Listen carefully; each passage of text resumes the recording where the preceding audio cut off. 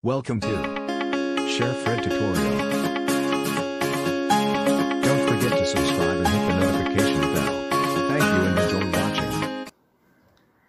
Hi guys! Welcome po sa ating channel, and for today's video, ituturo ko po sa inyo kung paano kumuha ng SSS number online. Okay, so kung bago ka pa lamang po sa ating channel, huwag pong kalimutan mag-subscribe and pindutin lamang po yung notification bell para ma-notified ka sa lahat ng video na ating ina-upload. Okay, so para po sa SSS online registration process po natin, puntahan po natin yung step number 1. So sa step number 1, kinakailangan po natin bisitahin yung SSS online registration page po nila. Or pwede rin po natin i-type yung www.sss.gov.pl. At kung nagawa na po natin yung step number 1, then proceed na po tayo doon sa step number 2.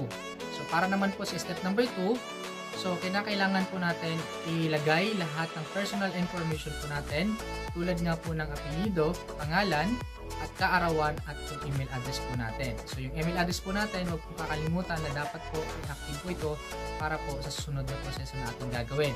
So kung okay na po ang lahat ng ating information, at kailangan po natin i-click ang submit button para magpatuloy po sa SSS online registration process. Tignan na po tayo doon sa step number 3. Sa step number 3 po, so kinakailangan po natin na tingnan yung email address po natin, o buksan lamang po yung email address po natin para makita po yung confirmation email po na galing po sa SS na meron pong subject na tawag na title, SSS Number Application Continue Link.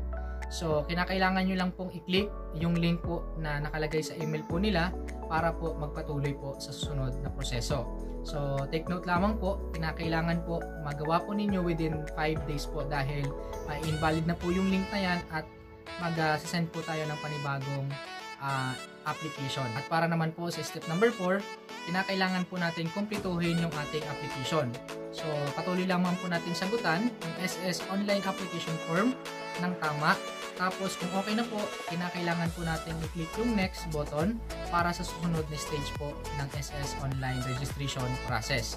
Until po, ma-reach po natin yung 80% complete ng green bar po na nakikita sa itaas ng form po. Then, kung okay na po yan, then click na po natin yung save.